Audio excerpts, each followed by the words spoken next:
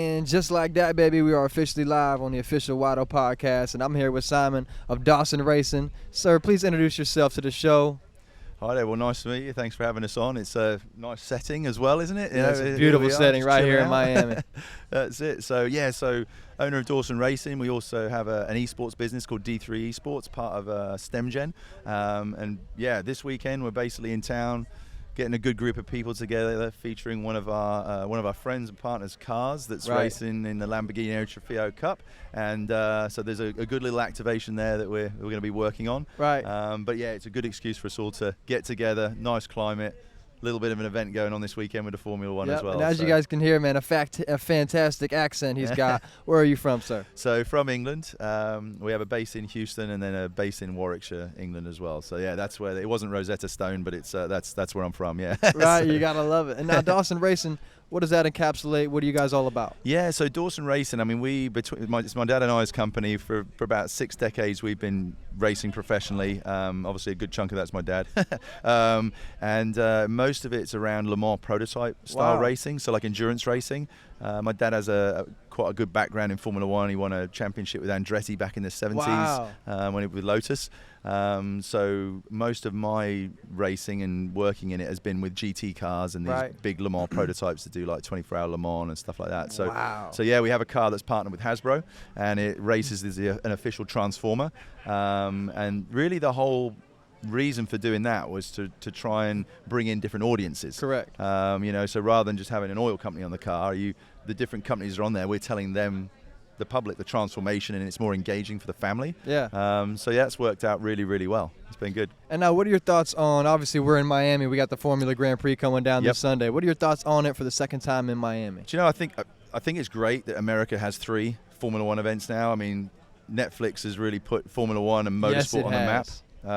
Everybody I speak to now wants to own a Formula One team, or drive one. But no, I think it's good. I think it's just great for commerce, isn't it? And being able to bring that much business and that much attention to cities and cities like this. I mean, it's great. They're all so diverse. With Vegas coming on now as well. Yes. But everybody, Miami has always been a hot spot for racing, hasn't it? Always been a hot spot. But yeah, super excited by it. I think sports brings everybody together, and I think the great thing with motorsports is it's one of these sports as well that you could sit at an event and you could meet someone from any walk of life. Any walk, and it's just great. So yeah, I think it's going to be another great weekend. Another great weekend. I want to ask, obviously racing, motorsports are sports. Yeah. In your opinion, I know it's very debatable. Simon, are race car drivers, are racers, are drivers themselves, are they athletes? They are, and it is a question that comes up, and I think as the years have gone by, they've had to be more and more professional and athletic. I mean, back in the day, the cars were so beastly to drive that they just needed to be units to drive them. But of course, as we've seen with the movies like Rush, there was some extracurricular activities that came with that, But if you're going to strap yourself to a rocket ship, you got to be have a little bit of a chip missing. But no, you've got such high temperatures in the cars.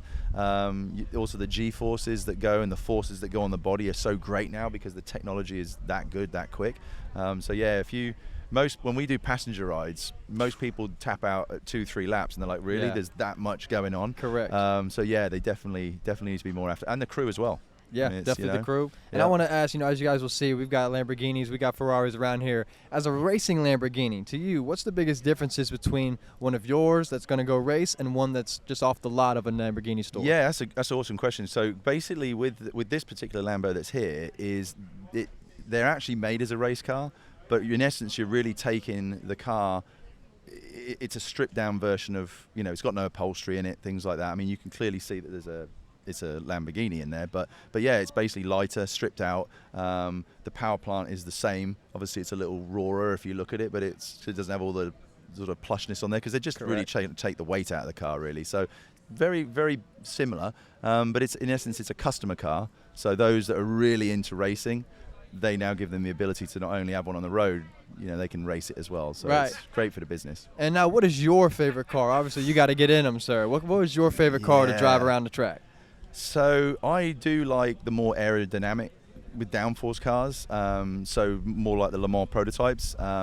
I love being able to just lean on the tyres, and obviously the faster you go, the more it grips. I mean, at certain speeds, a Formula One car could go upside down in the tunnel. I'm sure you guys have probably seen that sort of stuff. So I do like the more aerodynamic cars. It doesn't necessarily have to have the most power, but I do like that weight of grip that you get from them. Yeah. And now anybody involved with racing, high-speed cars, exotic cars, it must be just a dream come true for you. But obviously it's still work. For you and your job title, can you describe a great day and a bad day? A great day is when the car comes home in one piece, and it's a really mega day if we win something. But I think at the end of the day, because we're so driven commercially, I think what really makes it good is when you see good business that goes, like an event like this that we've been hosting here with Ben and Trevor, and it's great because people are doing business, people are in a light environment, and I think the greatest thing I love about motorsport is that ability to drive business and drive awareness for different technologies and inspire the future. So I think if you've always got someone smiling, that's a great day as well. But as a team owner, you always want the car to come back. So no damage, Right. Yeah. And now, how can you speak on how important the team is? Obviously, everybody sees the driver, the big sponsors, the name of the car. How important is the team when it comes to racing? Well, I mean, we're all as good as the people we surround ourselves with. And if there's one person that's having a tough day, we all try and pick them up, because if one cog's not working, there's probably going to be a bit of a hiccup somewhere. Right. So everybody has such an important role. We try to run all of our teams quite lean, so that you've got a tight group of people working towards it. And then if you do events like this, you kind of bring specialists in their space. But yeah, the team is everything. You end up spending more time with the team than you do with your family, so you better like them. And now everything, obviously everything has an evolution in terms of sports, the cars, the speed. From when you first started, or even your dad when you first founded the company, what has changed in the entire game and cars to now? Yeah, I mean, just the advancements of technologies. I mean, you take the tire technology, you take the suspension, you take the engines. My dad for 3 years now has been developing hydrogen electric technology. Wow. So there's no engine in this. It's a power cell.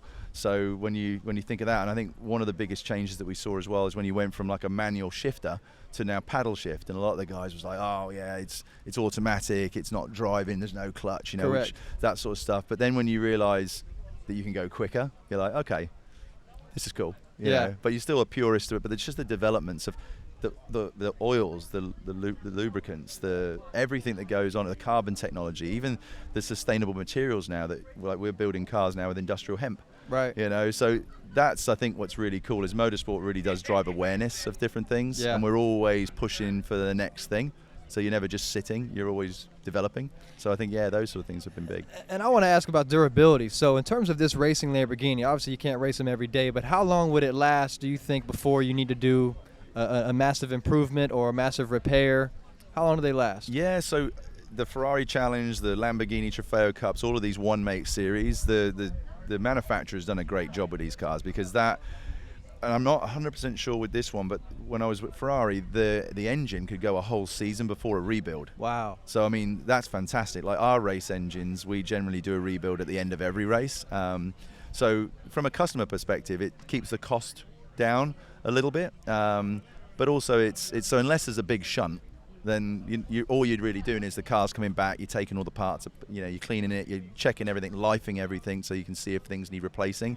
But they're very, very, very good products, yeah. Yeah, and everything just keeps evolving, keeps getting faster. Yep. The pace, and I mean, are they built to be pushed to the limit? Oh, yeah. I mean, it's they don't like it if they're not. Wow. Wow. Yeah, it's no, they're definitely built to push. So that's good. And what about fuel? Are you guys pulling up at a Chevron 7-Eleven fueling these up? What about the fuel for these cars? There is a special octane. It generally goes through a refiner, so it's all the teams have the same Their fuel. Own, right. So that's done. Now a lot of the teams will have like an oil company on the car or a petrol company. But yeah, you all use the same fuel. It's generally over 100 octane. So it's a very pure, gives you a bit more power, things like that. But all that learning from the racing, it generally goes back to the oil and gas company, so they can constantly keep pushing their developments as well. Wow. Yeah. And now I'm a Mopar guy. I've got me a Challenger. Nice. Can't keep up with you at all. Okay, slow down. But in your field, is there a push for the electric? So there is a couple of series that have come up that are in electric series. I got to be a little PC with this. I think ultimately, it's great that there's been advancements in other power, because I think the world is going through an energy transition at the moment. Yeah. Our demands on power are needed more and more, aren't they? So, but we don't necessarily all need the same type of power. So some vehicles would be good as electric, some vehicles would be good as petrol, some would be good as diesel. This hydrogen electric we're working on, that'll be good. Really, hydrogen I see as a great range extender for electric cars, but some of the technologies we're working on are things like vanadium batteries instead of lithium ion. Right. So they're better on the environment, they can be recyclable. So I think, yeah, there's definitely a place for that. They're very quiet. And I think some of the series have been charging their batteries up with diesel motors, so it's defeating the object of why they're racing it. So I think, yeah, there needs to be a bit more structured education maybe around why. Correct. Some of this, but yeah, it's a good transition. And now, Simon, if you were to go back 5 years or even maybe 10 years ago and tell yourself where you're at, what you're doing, would he have believed it? Well, kind of, but probably not exactly where and what we're doing, because I think you have a mission to make an impact, right, and inspire the youth. But to be able to be now sort of, I guess, with our team building a disruptive car for the future, which has all these disruptive technologies, which are in essence saving the planet, people can learn from it. That's a really cool place to be in. Yeah. It goes back to the, what's great. That's great that we can do that, And now, Simon, we know what you do, Dawson Racing. We see you doing it. Who is it that you do it for? Everybody. I mean, it's, I'm definitely motivated by the people you work with, seeing people happy, pumped, inspired, everything like that. So yeah, definitely. I mean, as a dad, it's anything that I can kind of make my son kind of second guess and think some stuff. I mean, he's my biggest motivation. And if I'm doing right for him, I'm probably going to be doing all right for the rest of the world as well. So. And I've got no kids, but I always like to ask anybody that does have children. When you had children, did life slow down or did it speed up for you? So it sped up in a different way. I think for me, I got a lot more laser focused on where you spend your time, how you spend it, who you spend it with, what impact are you making, how can I do more things that involve him. There's a lot of things that it helps you direct what you're doing. I would say it really refocused me.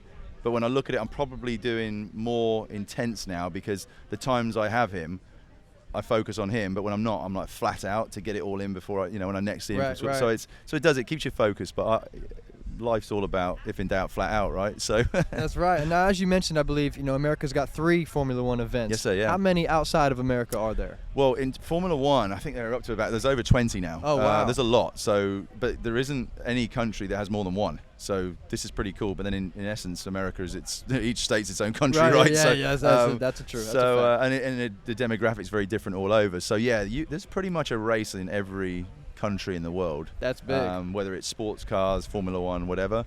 Obviously, even with the rally, you're off in the desert somewhere. But yeah, it's good because it does. Like we were saying earlier, it brings business and commerce, right, and motivates a community. And you mentioned the Netflix series. I know girls that watch that series and figure out all the drivers, get to see behind the scenes. A lot of people know Lewis Hamilton. Yeah. You've actually been able to see it.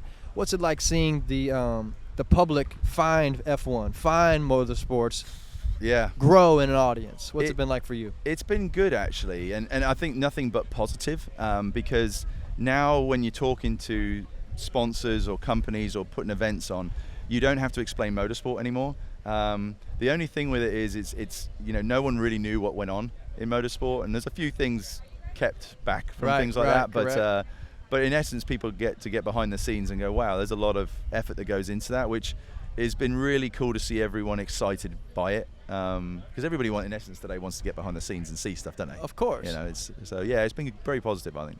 One of the last ones I want to ask you before I let you get out of here. I appreciate you taking some time out to stop by the Watto Podcast. We got Chaser Water in the building, live from Miami.